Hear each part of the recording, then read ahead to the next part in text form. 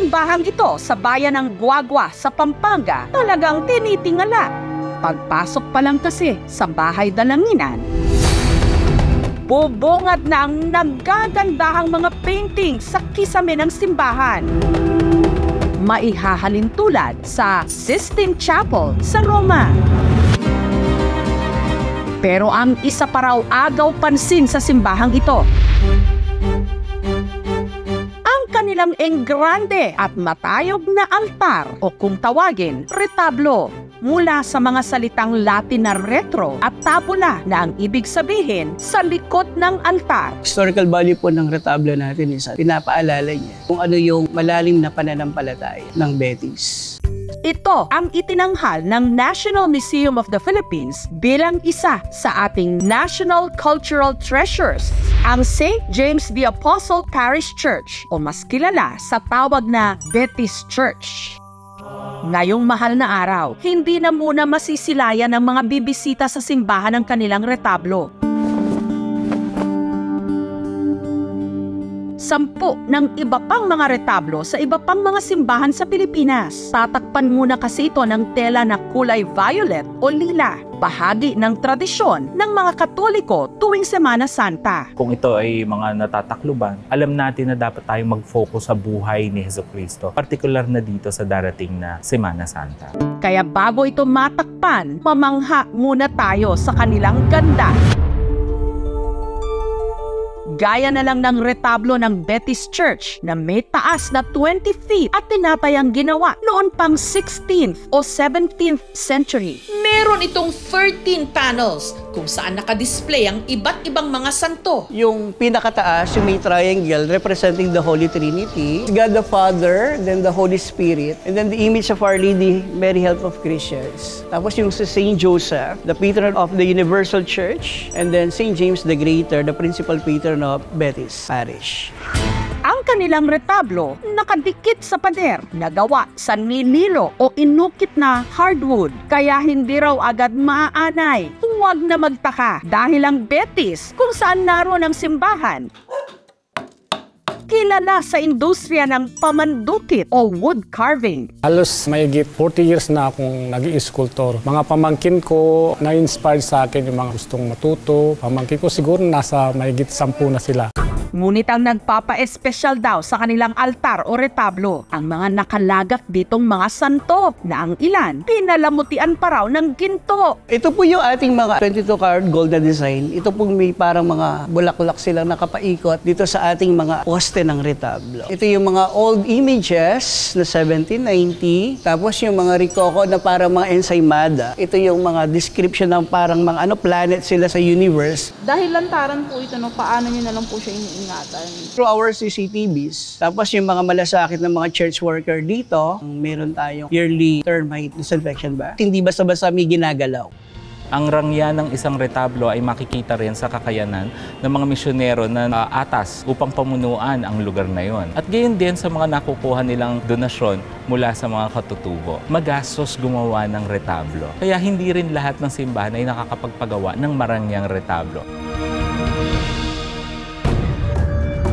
Isa naman marahil sa pinakamatandang retablo sa Pilipinas, ang pinaniniwalaang gawa noong pang 1617 o 353 na taon ang nakararaan, na matatagpuan sa itinuturing na oldest stone church sa Pilipinas, ang San Agustin Church sa Intramuros sa Maynila na itinayo 1607.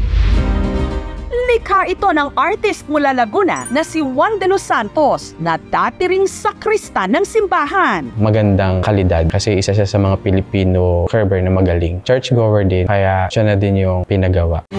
May nakalagak din ditong 22 na mga antigong santo na gawa sa kahoy. Replika na lang din daw ito ng mga imahen na ang mga original gawa pala noon sa ginto at ivory. Isa siya sa napasama na na-loot ng British during the British occupation. Ang mga images pa rin naman dyan is matatanda pa rin, mga antique. Dati yung museum na to, wala siyang mga glass cases, walang CCTV. So easily, meron time talaga na may makukuha, may mawawala. Pero now it's more protected kasi we have a CCTV. The items are now encased in glasses. So protected siya. Pero ang retablo, nakatago na lang sa kanilang museum. Inilipat lang siya dito sa old sacristy kasi hindi na siya fit sa structure ng simbahan. Kaya nagkaroon ng commissioning ng bagong altar, which is yung ngayong nasa altar. Ang toka sa paglilinis ng mga antigong retablo sa museum, si Luella. So ang proseso nito is just to use the soft brush. Pero carefully pa rin because this is an old collection. So 5 kami maglinis. Kailangan hindi ka nagmamadali. Siguro mga 6 months namin ginagawa. Yung paglinis at saka partially may restoration na rin. Isa sa mga nangangalaga aside sa mga Augustinian is UNESCO and other government agencies to preserve the dignity of the retablos. Ang ginagamit na retablo ngayon ng simbahan ng San Agustin, ang kanilang retablo mayor kung saan makikita ang imahe ni San Pablo. Pero bakit nga ba imahe ni San Pablo ang nasa gitna ng retablo? Gayong kay San Agustin nakapangalan ang simbahan. Ang bahay dalanginan kasi, pinsang pinamunuan ng mga paring Agustino. Idinededicate yung church sa kanya at yung retablo. Si San Pablo is a defender of the faith and at the same time defender of the order ng mga Agustinian. Bukod sa kanilang retablo mayor, meron pa silang 8 retablo na nakadisplay sa simbahan na kung kanilang tawagin, retablo minores. Noon kasi pwedeng magsabay-sabay ang mga pari na magmisa sa kani-kanilang mga altar. Part of that altar is merong mga retablo. Hindi na siya ginagawa kasi iisa na lang yung celebration, which is sa main altar. Yaman din kung ituring ng mga taga-barangay Santissima Trinidad sa Malolos, Bulacan ang retablo ng kanilang simbahan na dati isa lang daw maliit na kapilya hanggang dumagsa ang mga deboto nung dumami rin ang mga patotoo ng milagroso daw ang imahe ng Santissima Trinidad o Holy Trinity o yung imahe ng Diyos Ama, Diyos Anak at Diyos Espiritu Santo na centerpiece ng kanilang retablo at tinatayang mahigit 150 years na ang tanda. Marami ang dumidibisyon kasi doon sa nawawala dahil ito ang nagpakita ng maraming kahindik-hindik na mga milagro. Pagka yung may kulang sa tuition namin, sa mga pangangailangan na personal, alam mo may darating.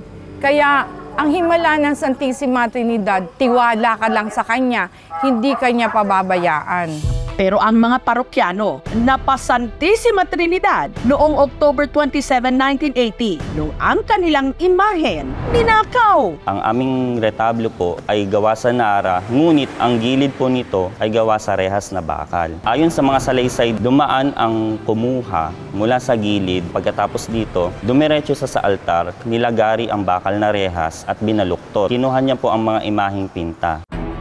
Ang dating kahoy na retablo, ngayon napalitan na ng marmol. At habang hindi pa nahahanap ang ninakaw na imahen sa retablo, naglagay muna sila ng rebulto ng Santissima Trinidad o Holy Trinity na gawa sa kahoy. Wala po kaming lead o impormasyon tungkol dito, pero may mga nagsasabi po na baka nandito pa rin sa aming lugar. Ang retablo ang siyang nagpapakilala sa patronage rin ng simbahan. Nagsisilbi itong alaala or visual reminder sa mga Katoliko kung paano tayo mabubuhay ng mabuti alang-alang sa mga pinakitang magagandang gawa ng mga banal na taong ito. At gayon din, para mas mapalapit tayo kay Jesucristo. Laging si Jesus ang sentro. Ang mga banal, mga santo, sila yung mga modelo natin. Sila yung mga tularan. Si Jesus ang patunguhan. Sabi nga, mula kay Jesus, para kay Jesus, patungo sa kaluwalhatian ng langit. Ang mga retablo ng ating mga lumang-lumang simbahan, peping saksi kung paanong sa paglipas ng mga taon, mas tumibay din ang pananampalataya ng mga Pilipino. Habang ang mga taga-Malolos sa Bulacan nananalig na darating din ang araw na ang kanilang nawawalang Santissima Trinidad maibalik. Kung mayroon man po kayong impormasyon tungkol sa nawawala naming Santissima Trinidad, maaari nyo man lang po itong ipag-alam sa aming page.